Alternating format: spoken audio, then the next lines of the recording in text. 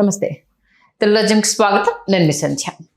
Delimitation మహిళా bill కేంద్రం ఎంతో ప్రతిష్టాత్మకంగా తీసుకున్నది. దానికి సంబంధించి గతంలో బిల్లు సక్సెస్ అయిపోతుందని అంటే ఏ రేంజ్లో దెబ్బ కొట్టేసింది. ఆ తర్వాత రాష్ట్రాల మంత్రులతో 50-50 చేసేసుకుందామని జనాభా ప్రాతిపదికన ఇలాంటి అనేక లెక్కలు మనం చూసాము. సీన్ కట్ చేస్తే ఈ పార్లమెంట్ సెషన్లో దీనికి సంబంధించి ఆమోదం పడుతుంది అనేసి అనుకుంటే ఎక్కడ డిస్కషన్ జరగట్లేదు. మరి అటకెక్కినట్టేనా అన్న ఒక వాదన తెర మీదకి వస్తుంది. ఏం జరుగుతుంది తెలుసుకునే ప్రయత్నం చేద్దాం. సీనియర్ పొలిటికల్ అనలిస్ట్ భరద్వాజ్ గారు మనతో ఉన్నారు. ఆయన మాటల్లో. భరద్వాజ్ గారు నమస్తే. నమస్తే. డిలిమిటేషన్ అయిపోతుంది, నియోజకవర్గాల పెంపు ఉంటుంది, ఏ పార్టీలకు ఆ పార్టీలు మాకు బలం అంటూ ఓ రేంజ్ డిస్కషన్స్ జరిగాయి.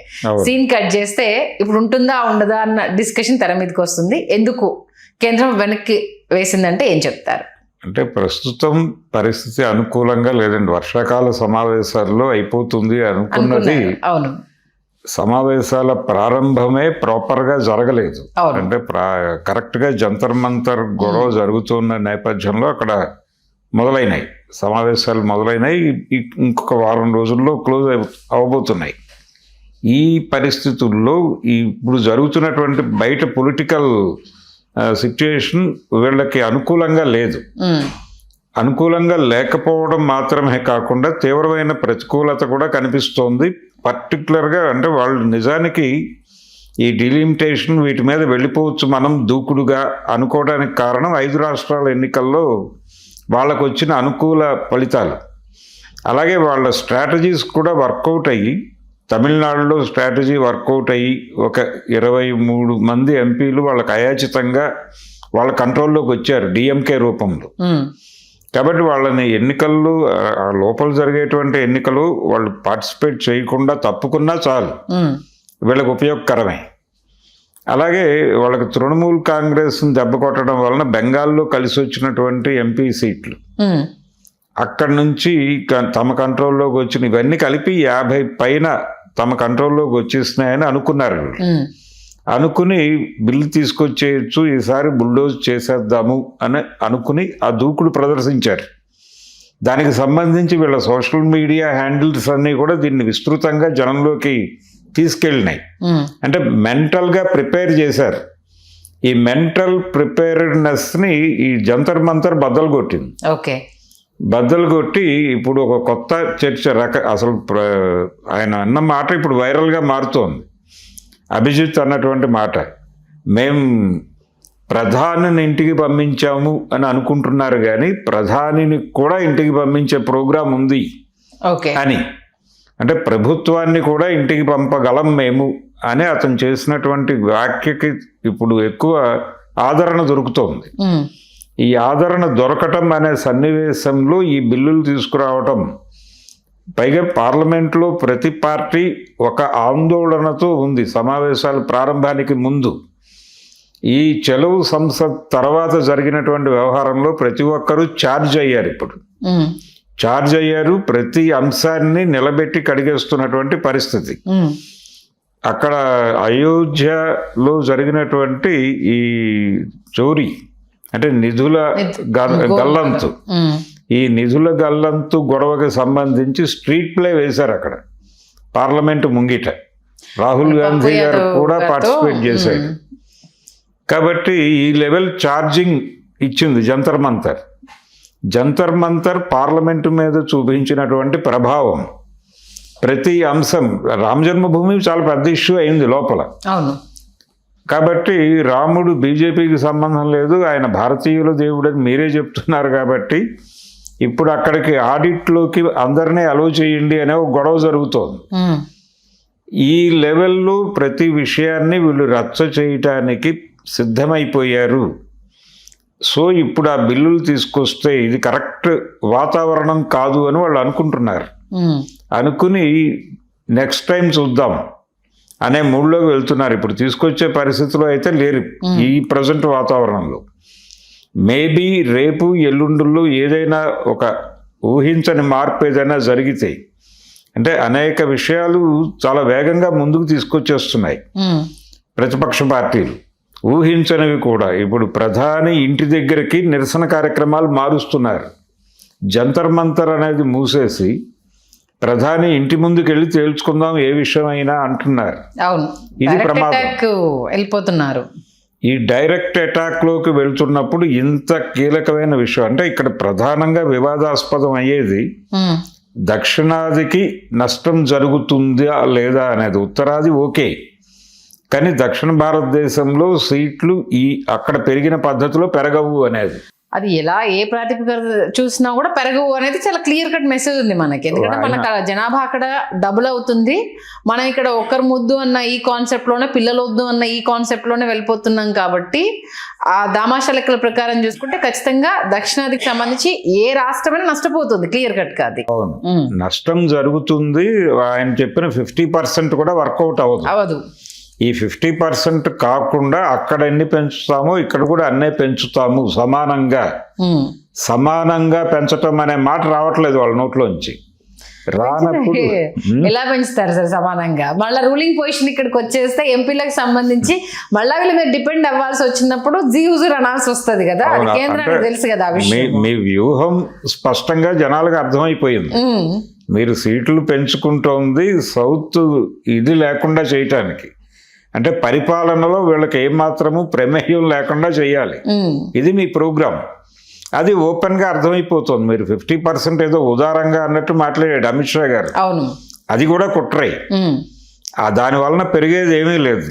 ఒక ఉమ్మడి ఆంధ్రప్రదేశ్ వ్యవహారానికే వస్తే ఇక్కడ ఉన్నది 42 సీట్లు అనుకుంటే 42లో 50% అంటే 20 యాడ్ అవుతాయి, అంటే 60 అవుతుంది. అది 60కి మించి వెళ్ళదు. మొత్తం అంతా కలిపి 100 కంటే పెరగవు. అంతే.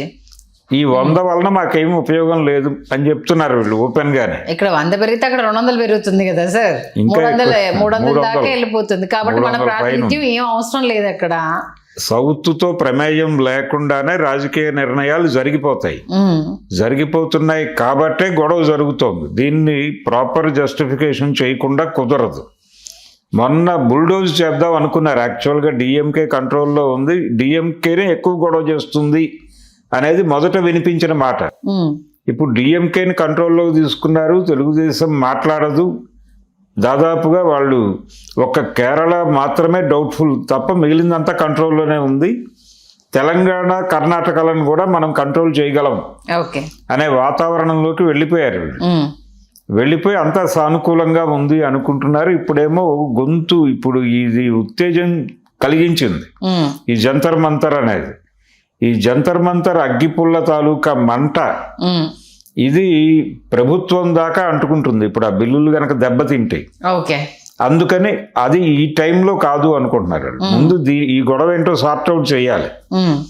ఈ జంతర్ మంతర్ గొడవని సార్ట్అవుట్ చేసి తాము బలవంతులము అనే విషయం ప్రూవ్ చేసుకున్న తర్వాత మాత్రమే బరిలోకి దిగాలనుకుంటున్నారు వాళ్ళు. ఇప్పటికిప్పుడేమో ఎలక్షన్స్ వచ్చేదేం లేదు, డీలిమిటేషన్ తీసుకొచ్చినా ఇంకా 3 years ఎలక్షన్స్కి 2.5 years 3 years ఉంది కాబట్టి టైం ఉంది. బిఫోర్ 1 year తీసుకొచ్చినా సరిపోతుంది కాబట్టి కేంద్రానికి వచ్చే నష్టం అయితే ఏం లేదు. ఇప్పుడు పెట్టి ఇబ్బందులు పాలవుతారు. అంటే ఇప్పుడు అసలు ప్రభుత్వం ఇంటిగ్రిటీ రాజీనామా ఉంది కాబట్టి అనవసరంగా ఇది వాళ్ళ కష్టం ఇచ్చినట్టు అయిపోతుంది. రాజీనామా చేయమని అడుగుతారు. బిల్లులు వీగిపోయినప్పుడు మీకు అధికారంలో కొనసాగే నైతిక అర్హత లేదు అంటారు. ఇప్పుడు ప్రభుత్వాన్ని లాగటానికి ఎవరు భయపడటం లేదు. మొన్నటిదాకా ప్రభుత్వం గురించో మోడీ గురించో మాట్లాడటానికి కొంచెం భయపడుతున్నారు. ఇప్పుడు భయం లేదు, ఓపెన్ గానే. అంటే మెజారిటీ కొంత తగ్గడము ఇటు విపక్షాలకు కావచ్చు ప్రజలకు కావచ్చు కొంత ఇక్కడ ఏదో మెజారిటీ పెరిగింది వాళ్ళకి. ఇప్పుడు అంటే బీజేపీకి గతంలో ఉన్న మెజారిటీ తగ్గింది కదా సార్, ఎంపీ సెగ్మెంట్ గతంలో తగ్గింది. కానీ మొన్న 5 రాష్ట్రాల ఎన్నికల సందర్భంగా వాళ్ళ 50 సీట్లు వాళ్ళ కంట్రోల్లోకి వచ్చినాయి.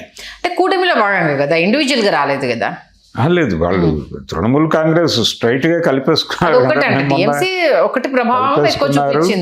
డిఎంకే వాళ్ళు పార్టిసిపేట్ చెయ్యరు. ఆవిడ ఆల్రెడీ ఎలా కావాలంటే అలా ఉండటానికి ఒక అనుకూలత వ్యక్తం చేశారు కనమౌలి గారు. వాళ్ళు వీళ్ళతో ట్రావెల్ అవ్వరు, ఇండియా కూటమితో ట్రావెల్ అవ్వము అని చెప్పేసి ఓపెన్ గా చెప్పేశారు. కాబట్టి అది ఎలాగైనా చేసుకుంటారు, అవి కూడా వాళ్ళ కంట్రోల్లో ఉన్నట్టే. ఇదే బలం.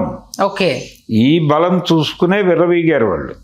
తీరా ఈ జంతర్ మంతర్ గొడవ జరిగిన తర్వాత ఇది కరెక్ట్ టైం కాదు అనుకున్నారు. కాబట్టి ఈ సెషన్లో ఉండదు. అంటే పార్టీలకు వాళ్ళ ఇండివిజువాలిటీ ఇప్పుడు మనము కేంద్రానికి సపోర్ట్ మన అవసరము అన్న ఒక గట్టి బలము స్వపక్షంలోనే విపక్షం తయారయ్యే అవకాశం ఉంటుంది. ఎందుకు ఇప్పుడు మీ అంత ప్రభావం లేదు అక్కడ, కనిపిస్తుంది కదా మీరు మమ్మల్ని ఎట్లా హుకుం చేస్తారు అనేసి ఈ అడిగే పాయింట్ వస్తుంది. కాబట్టి అవును, క్రాస్ ఓటింగ్ జరిగితే ఇప్పుడు ఇంకా వ్యతిరేకత ఎక్కువ ఉంది అన్నది విపక్షాలకు వాస్తవం అయిపోతుంది. అంటే చాలా స్ట్రాటజిక్ గానే ఆపేశారు ఇది.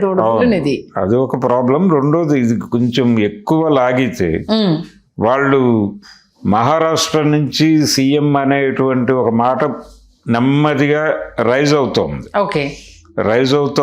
మహారాష్ట్రని ఏదో పద్ధతిలో వాళ్ళ కంట్రోల్లోకి తీసుకోవాలనే ప్రయత్నం జరుగుతోంది శరద్ పవార్ని లాగి.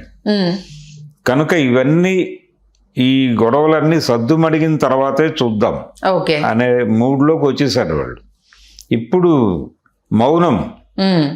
మౌనంగా ఉండి పరిస్థితుల్ని ఎలా కంట్రోల్ చేయాలి అనేది ఇప్పుడు అందుకనే అజ్ఞాతంలో ఉన్నాడు ఆయన. అమిత్ షా గారు బయట కనిపించలేదు. అవును, నితిన్ మన అమిత్ షా కనిపించట్లేదు. నెక్స్ట్ రాజ్నాథ్ సింగ్ గాని ఎవరు మెయిన్ లీడర్స్ ఎవరు స్టేట్మెంట్లు ఇవ్వట్లేదు. అజ్ఞాతంలోకి వెళ్ళారు. వ్యూహ రచన కార్యక్రమాల్లో ఉన్నారండి. ఓకే, చూడండి, మొత్తానికైతే ఎటు జరిగినా స్ట్రాటజిక్గా వ్యవహరిస్తున్నా అనేది క్లియర్ కట్గా తెలుస్తోంది.